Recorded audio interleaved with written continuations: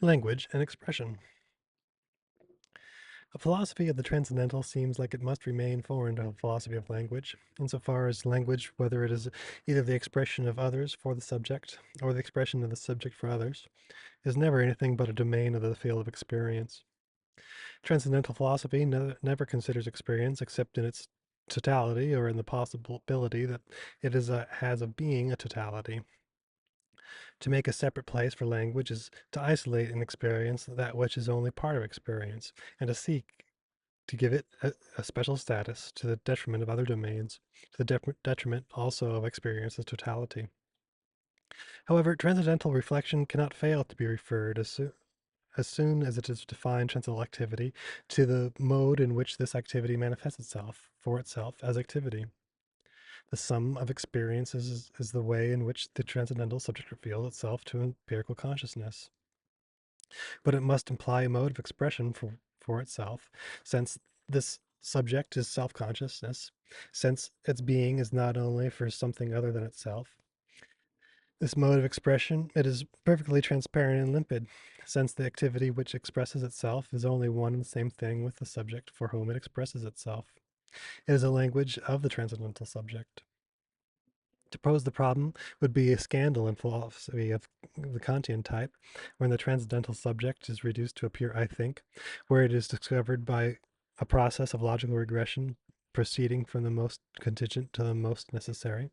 Since Kant accepts that it is empirical consciousness, which with empirical procedures discovers transcendental activity, it is quite normal that, on one hand, the expression of this transcendental is realized in an empirical language, but on the other hand, is realized without ever posing the status of the transcendental enunciation. But the constituting subject is an I know, whose knowledge is knowledge of the totality of experience, and knowledge of what makes this totality possible. If consequently the subject who discovers the transcendental is nothing other than the constituting self itself, then the expression of this knowledge is excluded from a purely empirical circuit. It is at the very level of the transcendental, the expression of this transcendental. The content of phenomenology, which has led until now to the constituent self, returns, once it has reached this point of arrival, to the very form in which it was expressed. How could the philosophers state the knowledge they found themselves arriving at? This reference from content to form, which appears to be the last obstacle to this totalization of transcendental knowledge, which continued from the definition of objectivity to the discovery of the constituent self, risks also being the most perilous. If it is impossible to give a transcendental status to language, if thereby it falls back into the empirical domain, then all the knowledge it expresses will once again become empirical knowledge, which includes neither its own universality nor its own necessity. The absolute knowledge, which will be at the level of a more sensible certainty, and which it now aims at as its object. However, the very fact that constituent knowledge requires a language in which it is expressed tends to make it an incomplete knowledge, an abstract knowledge, and not totalized like empirical knowledge itself. We admit that it is not sufficient by itself, that it needs the determination of a being there to achieve effective reality. If we can only know our own thinking when we have given it the form of objectivity, it is because absolute knowledge, consciousness of the world as well as of oneself, it is not constitutive of this objectivity, but on the contrary, that it depends on it, that its reality is only possible and has meaning through it. Empty thought, cut off from reality, such appears to us as absolute knowledge, which is then nothing more than the worst form of empirical consciousness. By admitting, on the contrary, that language is not an advantageous complement to absolute knowledge, but that it is integrated into it as its immediate and inseparable expression, we risk giving rise, in the transcendental field, to a new dissociation. It will be revealed no longer between the knowledge and its expression, but at the very heart of knowledge. To say that absolute knowledge, or the constituent self, is expressed in a language, it is to imply by the same token that there exists a subject for whom this knowledge externalizes itself in their expression. This expression is only their way of immediately presenting themselves as passive being, as being whose entire interiority can be reversed and become pure exteriority. They therefore deny themselves to the extent that they have been defined as self in pure relation to themselves.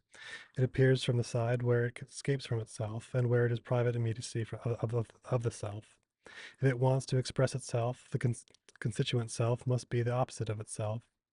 To be for another, says the phenomenology of spirit, is to be passive and to lack interiority. The definition of a transcendental status of language seems to entail the very negation of the transcendental.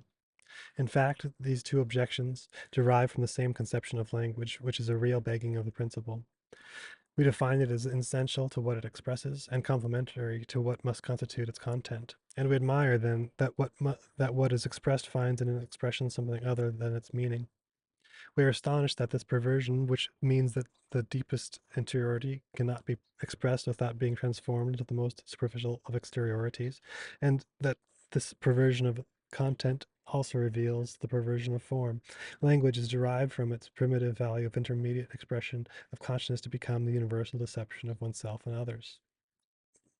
But if it is this heterogeneity of expression and expressed that the thesis leads to, it is because hypothetically their dissociation has already been admitted. Is the essence of language really in this perversion? It seems difficult to admit this if we start from a theoretical definition of language in which only the mode in which it presents itself intervenes. That is, without initially interfering with the contingent and historical experience of the perversion of language, we define it as immediate connection with thought, and that without which there would be no thought. This connection of thought to the world must be thought not as an incompleteness, as an imperfection of thought, but rather the verb is only that aspect of thought by which it is a being. It is not two things for thought. To be thought and to be determinate existence, the two only constitute its totality. Being there is therefore in Hegel not a determination of thought which imposes itself on it from its outside. Rather, thought is responsible for its expression, and a shift in language is only the translation of a fault in thought. Thought for Hegel is always totalizable with its expression, so that language does not fall outside the circuit of its self-consciousness. It is not only that by which consciousness escapes from itself towards another, who grasp it as immediacy devoid of itself, it is also that self-consciousness can and must always recover it. Since, being self-consciousness, consciousness grasps its expression in being nothing other than itself. Self-consciousness is perfectly adequate to its own language.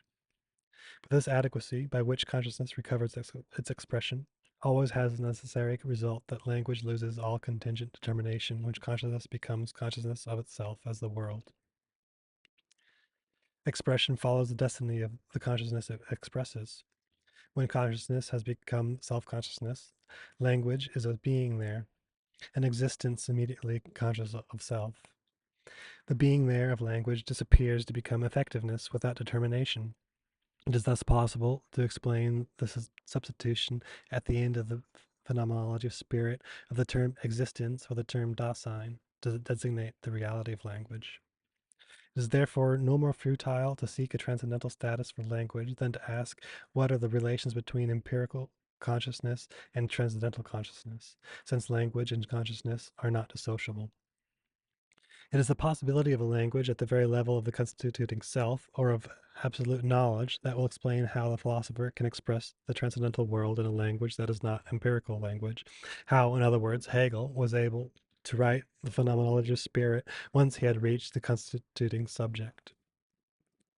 For the work could have been this mute figure that refuses to find in language the expression of the inner self. It could have happened that the self was not a word, but this possibility has been revealed as impossible, since it is necessary that the constituting self have its own language. Up to now, only the general principle of the solution has been brought out, which allows us to make language a specific problem of the transcendental. It is now a question of giving a content to what is still only an abstract idea, an empty possibility. This content, it is not purely and simply the language in which either the philosopher who has become aware of the constituent self or an absolute knowledge expresses itself, in which case it would be the entire phenomenology of spirit as expression, which would give content to this idea of the transcendental language. Nor is it an aspect, a fragment of this language, which can be considered as the expression of the transcendental self, for that would be to admit in the phenomenology of spirit two juxtaposed languages, one which would be the expression of the different experiences of consciousness, the other which would be the true expression of these experiences replaced in the totality of experience. We should distinguish between Hegel's empirical language borrowed from living language and a philosophical language that would be borrowed from tradition or forged from scratch. It seems difficult to admit this duality, which should not only be translated to two stylistic orientations, but which should also, in each phenomenological description, express a double point of view, that of the consciousness that lives the experience, that of the philosopher who thinks it.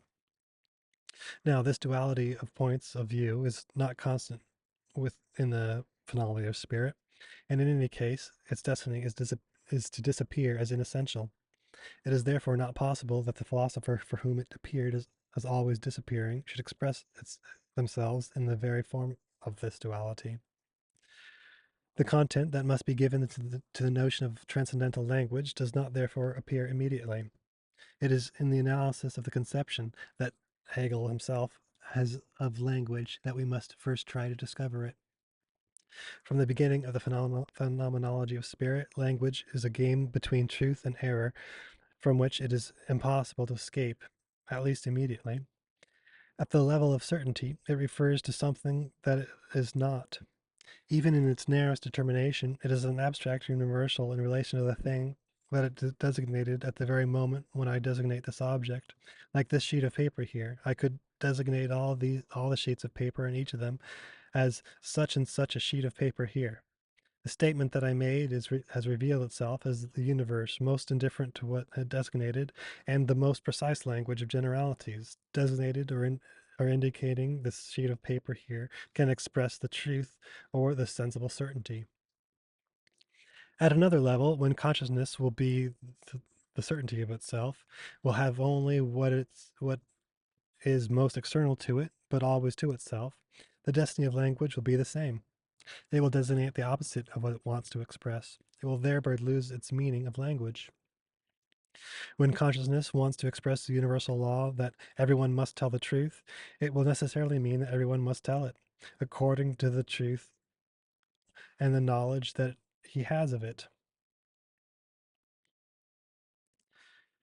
In affirming that everyone must tell the truth, consciousness does not tell this truth, since it speaks differently from what it thinks. As the object denied what consciousness expressed, it is consciousness itself that annihilates what it expresses, deprives its language of all meaning since it does not express what it really is. And language therefore leads to the most perilous skepticism, that which doubts not what consciousness thinks, but what consciousness is. A skepticism which is frightened not only by recognizing things, but by not recognizing consciousness everywhere it expresses itself. It is a skepticism which believes the necessity for consciousness to alienate itself when it speaks of disappearing and when it wants to affirm itself. Consciousness and language abandons itself as completely as in death. But if consciousness is always inclined to deny that in which it expresses itself, this expression itself is not devoid of all truth, since there always remains in the truth of having been denied, and rather language is true, not of the truth which the speaker intended, but it is true of the truth of having been spoken. Also of the truth which can be conferring on it by this memory of the past, which is an erinnerung, an interior recollection. It is with each spoken word as with each work of art, destiny. It does not deliver the world in which it has matured and which is like the spring and summer of its ethical life, but it at least gives the veiled memory of it. The truth of having been, it is not the abstract and unpredictable truth of a memory that does not touch what is past, but rather it confers to the world, which is spoken, which revealed to the consciousness of the vanity of its error, the ideal reality of that which it denies, the particular, the present situation, because it is never anything other than universal. The fact, for the word, of being denied by the real is reversed into the negation of the real by the word, a negation which does not go, this time, to extreme skepticism, where the opposites are equivalent, but which allows in the word of appropriating, through its universality, the particularity of the object. It is by naming the animals that Adam dominated them, since he targeted them in their particular being, and since he affirmed them for him as ideals. It is through the name again that the monarch of absolute royalty arises from singularity to universality, since this name, which distinguishes him from all others, makes his singularity effective for all. The individuality of the king is brought to the fore, absolute universality. The entire phenomenology of spirit verifies this assertion of the system der Schichtlichkeit, that language is the instrument of reason.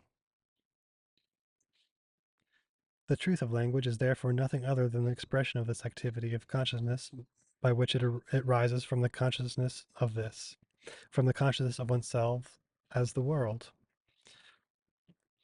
A language is the world. Language is the being there of the spirit. And when consciousness comes up against the harsh word that God is dead, this word is revealed as the worst of truth and the happiest of lies.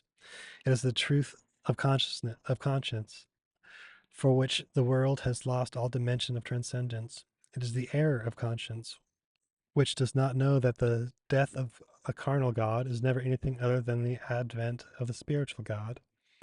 And the truth of the death of God is to be found in this other life of God that the angel announced to the women who came to embalm the body of Christ. Do not seek among the dead the one who is alive. He is not here. He is resurrected. In language, the passage from immediate truth to mediate truth takes place through the painful intermediary of error, of fault, and bad conscience. It develops in two directions at once, surpassing itself and negating itself as pure as simple error, surpassing itself and asserting itself as the most truthful road.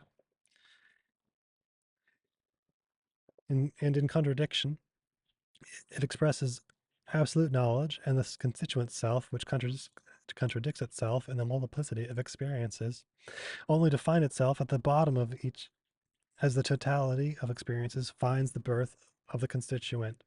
It constitutes the act of the transcendental self. It expresses in the phenomenology of the spirit.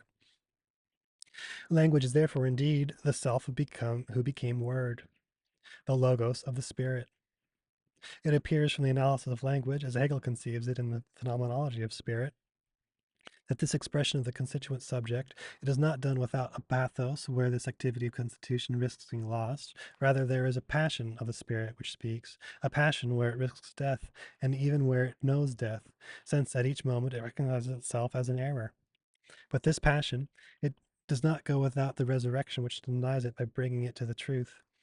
This is to say that language is itself dialectical, or rather that it is itself dialectic, since dialectic is this negative movement of which consciousness in the immediate future recognizes itself as the prey, but which is fundamentally that the activity of consciousness of self.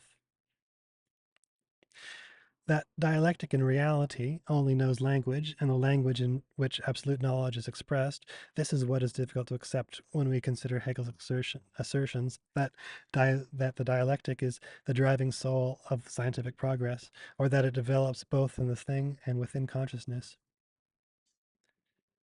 In reality, dialectic is never defined outside of understanding. It is even that through which understanding is realized by surpassing itself and by revealing itself as reason. All the criticism of the understanding in the works of his youth, criticism which so curiously prepares Bergson, constitutes the approaches of an abstraction of the understanding, which fixes the determinations by opposing them to the other determinations, the dialectical moment, which is the self-suppression of these determinations and their passage into their opposites, and the speculative moment, which apprehends the unity of determinations and their opposition. Dialectical philosophy will seek not to express experiences in the separating and separate categories of the understanding. The fault is to give stones to a child who needs bread. It is from this fault that the need for dialectical thought will be born. But this dialectic will neither be enclosed in the real nor idealized in an empty thought, but rather it will be the proper nature, the true determination of the understanding. It will be what constitutes science. It is remarkable that the text of the encyclopedia, which defines the dialectic, defines it not as a structure of the real, not as a pure and simple requirement of thought, but as a principle of science. The dialectic is the way in which knowledge is expressed, which cannot be satisfied with the limitations and determinations of the understanding, which by this dissatisfaction already manifests itself as a movement towards the absolute spirit. At the same time, all the objections that the Hegelian system would arouse fall away. If the dialectic were posited from the outset as determining principle of reality, this would be to admit the worst of a priori, that which is devoid of all necessity, that which is only an extrapolated contingency. Similarly, the dialectic must not be interpreted either as the method by which thought can know it reality, or as the internal spring by which thought can and must rise from one of its determinations to another. This would be to lock oneself in the abstraction of a thought to which nothing ever guarantees that it will reach reality. In fact, the dialectic must be directly attached to language. It has no meaning. It is truly that which suppresses in order to affirm, unless knowledge is already constituted. It would be entirely gratuitous if the transcendental self had not been discovered, and with it the knowledge of oneself as of the world. But absolute knowledge, it does not abolish the dialectic as a provisional moment of negative patience or of work, because the dialectic is not constituted before it. It is, on the contrary, when consciousness has reached this ultimate self-consciousness, that enveloping language with it, the latter reveals itself as a dialectic. To the question we asked at the beginning, what is, in the phenomenology of spirit, the language in which the constituent self expresses itself? The answer: everything and nothing. Language, the empirical consciousness states, are dead. When the disciples of a mouse are granted empirical images, then becoming, at each step, is denied. But the constituent language, the language in which it expresses itself for itself, it is made of no other words than those pronounced by the empirical consciousness. But it is a language that does not experience as contradictions the affirmations that successive experience gives rise to. It is a language that, without scandal, successfully affirms the death and life of God, the honesty and the baseness of consciousness. This language is the voice that, in turn, in the epic and the tragedy, first represents the human omnipotence of the gods, then asserts against these same gods the rights and designs of men. The transcendental subject expresses itself at the very level of absolute knowledge, spoken in a language which is a dialogue with itself, which is the speech of a consciousness whose activity is to be self-conscious, which is adequate to the dialectic. This definition of the dialectic outside of reality, outside of thought, but in language, as the expression of thought and reality, obviously tends to greatly reduce the role of the dialectic in Hegelian philosophy. It is to refuse to make it the fundamental intuition, at least in the Jena period, to show it is only implied by the idea of a system which would seek the fundamental principle of knowledge. It is to deny it as a mode of investigation in order to make it a mode of expression. But is this not to account for the stiffening of the dialectic in the constituted system, when absolute knowledge no longer had the task of expressing itself? What is important is that at the level of language, two modes of surpassing determinations by one another have been revealed.